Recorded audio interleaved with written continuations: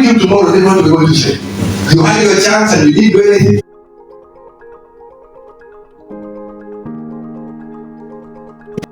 No, I must make a difference today. And that is why I'm not walking away on this issue of the whatever games they're playing, or whatever personal issue which they try to put on me, whatever thing they put me through, I am not backing down. I'm not, I cannot. If I do, who is going to speak for the people of Uganda? It's us. We have to speak for the people of Uganda. I want to speak today, not tomorrow. Let us be active in this thing. Let us claim to play our role in the Uganda of today, so that we can shape tomorrow. Many of these issues we are touching on, it's not going to happen overnight, but we must start a deliberate action today in order to make a difference for tomorrow. How are we going to rebuild our school system whereby our next generation can emerge from these schools? How do we invest in the next generation, give them the right skills and knowledge to be effective, to be productive, to be able to thrive? That is the task, and all of that I'm trying to put as much weight in the manifesto. It is in the manifesto.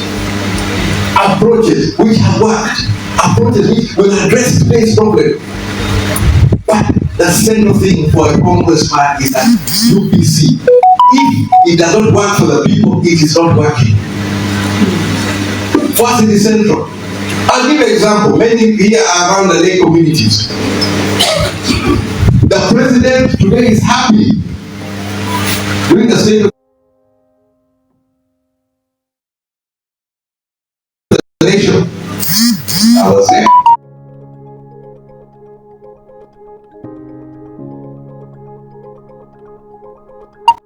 He said now he's happy. The factories is able to meet the leaders and now exporting fish. 9 factories.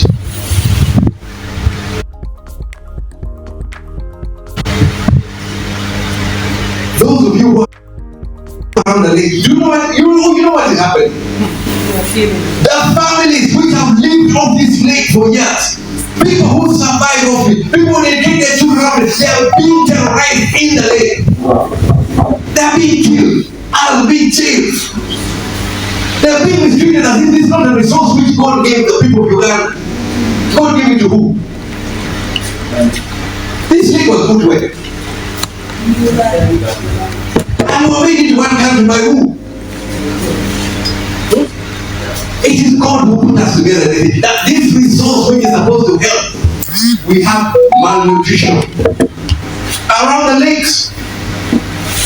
And the cheapest source of protein used to be fish. Now fish is not for Uganda, it's for export. Whose president are you? The president of those people there or the president of the people of Uganda? Mine is the people of Uganda. The rest, yes, let them take care of themselves. They also have governments there. That government can take care of them. But the government of Uganda must take care of the people of Uganda.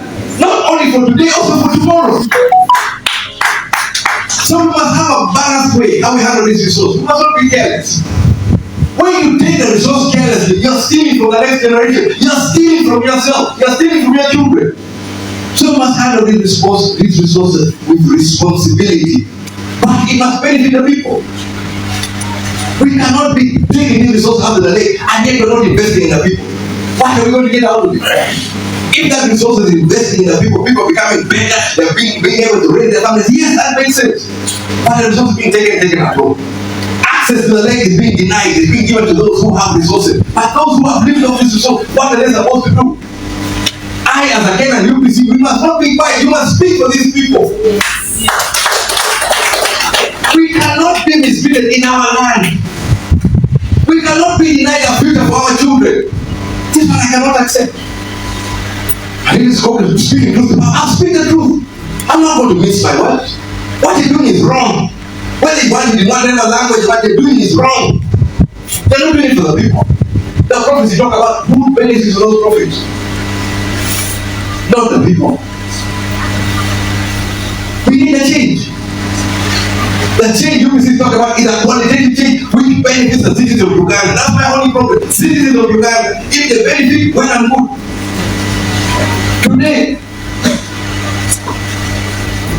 I've seen politicians helping mothers to deliver. We should be rejoicing in a country where we're having a child born because that is the future. But these children are being born in crisis. Not medicine.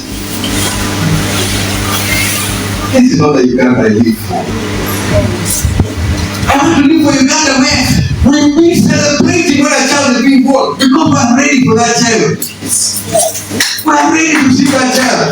We're ready to raise that child. We're ready to see that child is able to perform and reach further. That's the Uganda which we must fight for as UPC. That is what is in our manifesto. Our manifesto is for the people, not to extract the people, not to manipulate, not to control, not to dominate, but to liberate the people that they are able to thrive and succeed. That's the UPC I'm fighting for. And that's the UPC which they don't want me on the ballot because what we talk about injures them. They're there to steal.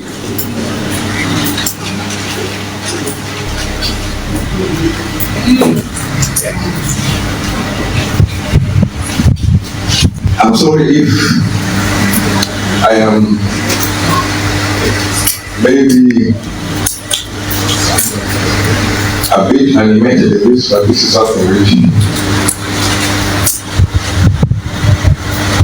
I feel we need to address. I touched on the capital, but I want to expand a little bit there.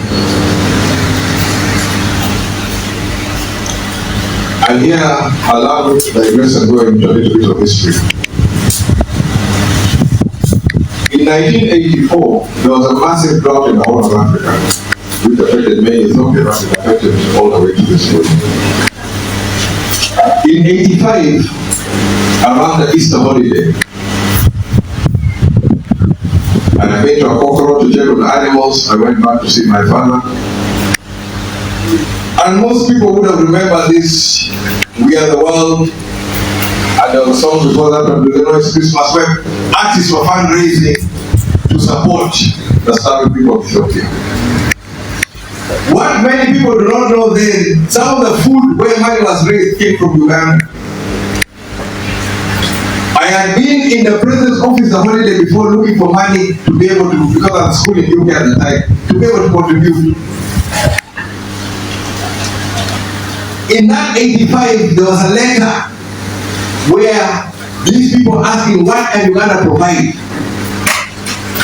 And I saw this letter in the president's office which my father showed me, and he did it in a tricky way. He first told me, there's a document I'm missing, help me. So I'm looking around at this thing, but when I pick up this document and read through, I was shocked. These people, Uganda government is responding, we have these products. Next season we're able to produce this. Where do you want delivered? We have warehouses in Mombasa. Uganda government was able to load this thing and take it up to Mombasa, the warehouse at the port, to be taken elsewhere. Today you go to the port, you find our warehouses are being rented by others. Uganda government warehouses. But Uganda could produce extra. Now, logically, Ethiopia 65 million. But they struggle with grain. They struggle with this grain which at least once we can produce in abundance. Going forward, when people talk about regional trade, federation, the sort of federation we'll be looking at is how do we link with Sudan? Make sure there's peace in Sudan because they're also animals. Make sure there's links to Ethiopia. That is how you're going to be able to build your stock much faster. But it needs to be a great approach where you approach the larger picture. In northern Uganda, we have this disease called, in brief, CDP, contagious bovine pleural pneumonia. If you try to export beef anywhere, nobody will take it. Because of that CDP, you need to eliminate it. We need to eliminate this whole region for us to be able to succeed. Is the government going to do it? No. So, what do we do? As UPC, we must be the ones to speak ahead of time. We must be the ones to be able to see what can work. We must be the ones to be able to build on those things. So, as UPC, we have this issue of we're currently in floods. We go through this cycle of floods, but after floods, there's going to be drought. Drought will come.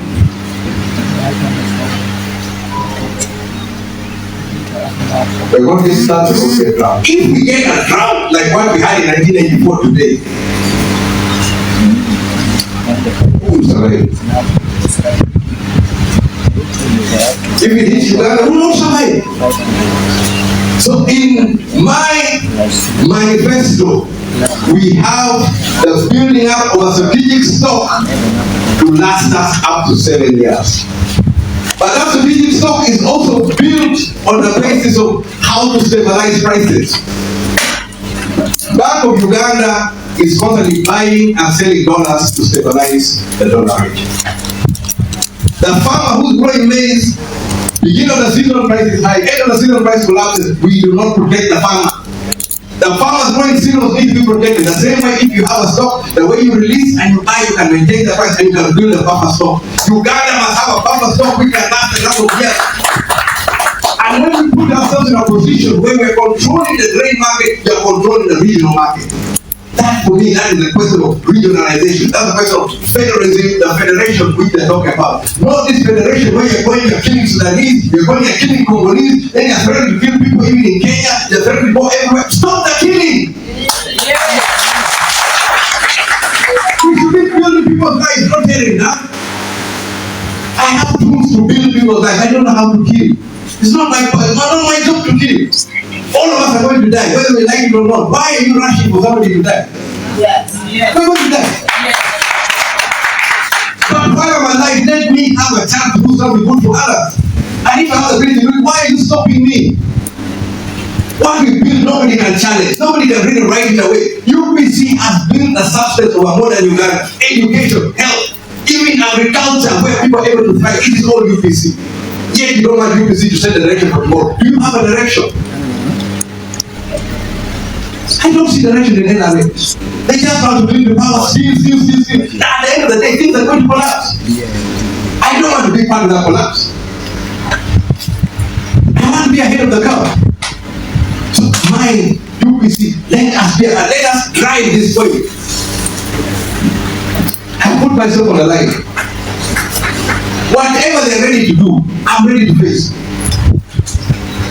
And when I started this journey, I started with my Avengers, as they say. I went to my Avengers and I told my Avengers, number one, do not avenge. I don't want avenging. What my spirit is crying for is to cry for Uganda, which was the citizen of Uganda. Let me die with that in my mouth. I want a Uganda, which was the citizen of Uganda. I don't want chaos. I am sitting on the table because of chaos. When we saw how people were suffering, and I could not bear it. That is how I got engaged in the peace process, because I saw this is not right for the people of Uganda. Can I stop now? No.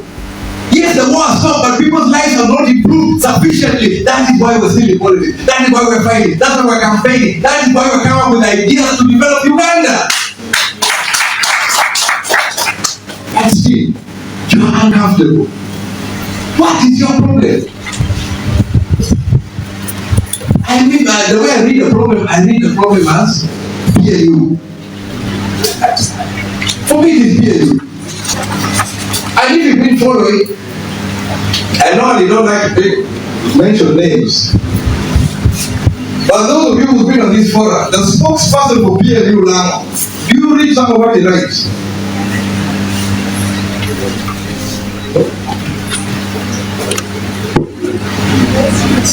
Oyite.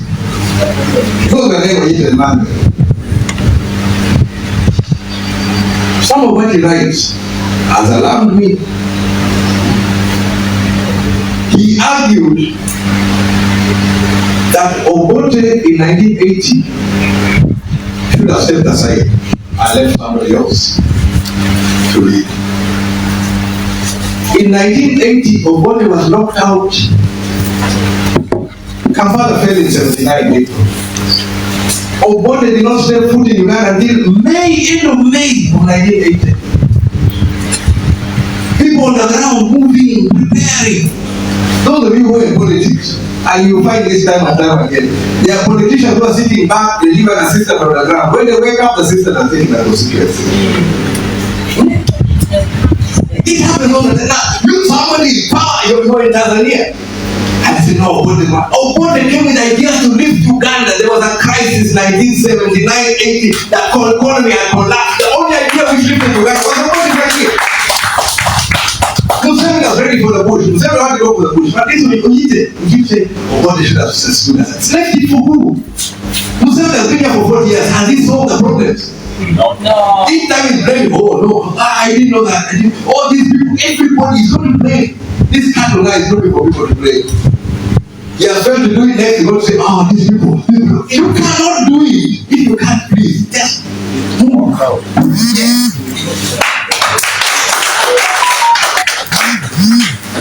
So Oyite keeps on insisting that Obote should have stepped aside. Oyite argues that Pulisikira, Obote's mother, but Pulisikira was violated because Obote did not leave politics.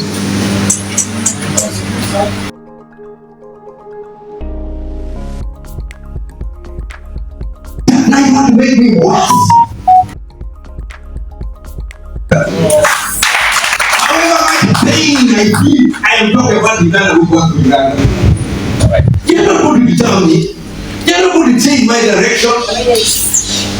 I have a purpose, I have a mission, I have a direction. Whatever nonsense you bring, please take it out of the way. And if you want to hide behind the president, you come out and stand firm. Stand like the rest of us. Hiding behind the president, who do you think you are? If you have ideas, put them there. That's the purpose of an election.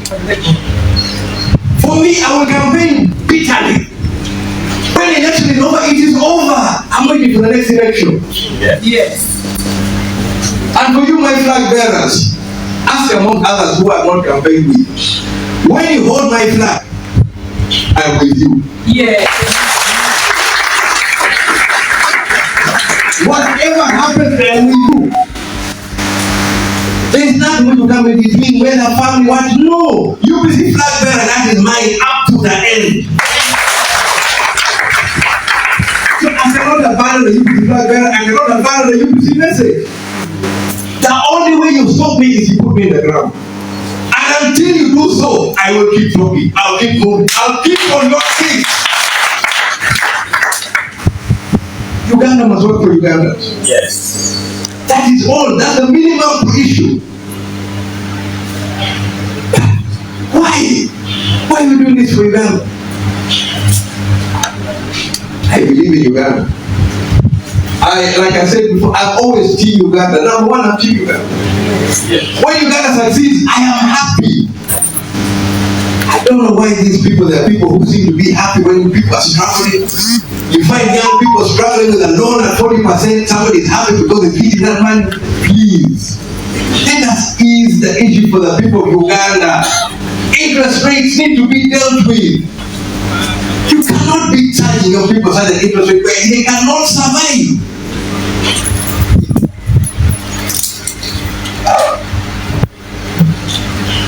I'll be sharing all the details in the manifesto. Nothing I've touched on is not in the manifesto. There's a lot more. There's just one item which I want to touch on, which, to say I'm quite proud of myself, is an innovative way in which we want to increase the housing available, especially public servants who move along. I'm targeting teachers, I'm targeting police, I'm targeting army, I'm targeting those who may be deployed anywhere in the country. And here we're mixing an issue between a mobile home and a fixed asset, and bridging it between a mortgage finance and an asset finance arrangement. Minimum entry point which we're looking at, 500,000 a month, somebody will be able to own a property in 10 years. And that property can be delivered in any corner of Uganda depending on where the deployment is. People who we've targeted, police. You'll find police living in... you can't even describe it. You find teachers in posted somewhere, there is no place for the teacher to live decently. And this now the teacher is supposed to carry respect. You have medical officers, be posted to some clinic in a remote place, there is no housing. This housing where somebody is able to own is also an asset. The unfortunate thing is that these people platinum will start not charging these people the 2.8% material. But still, at least somebody will have an asset. And I'll tell people, check the idea. If UPC is talking nonsense, you can rubbish it the same as rubbish is cattle feed. But I can tell the people of Uganda, this is the true promise which is workable, it is bankable. And that's one thing about UPC. UPC plans have always been bankable. That's what distinguishes us from other parties. We present a program which is bankable, workable. Not talk, then you come to blame somebody else, then you come back another thing. Every time we go through this thing, I don't know what, this time we have changed the program of PDM is actually going to add on. Before PDM was OWC, before OWC it was NAS, before NAS it was, I don't know if you all of this, we keep changing because it's not working. Yes. You just keep on just reinventing, changing the name. When they change the name, if the substance is wrong, it will not be right. It will never be right. And you as flag bearers, you got the right flag, you got the right flag. I ask you to carry that flag proudly, build on, inspire the next generation to continue where you're going to stop. I will do my part as best as I can, but I also promise you, I will not spare the president. So anybody who is saying I should spare the president, is not enough. I have also put it here, those who want to vote for me, who has decided to vote for me, who are supporting me, don't think of giving my vote to the president. No.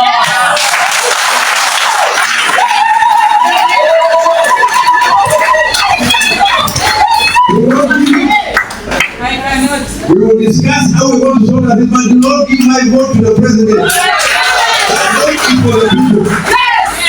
Are you? Are you UPC? Are you UPC? Are you UPC?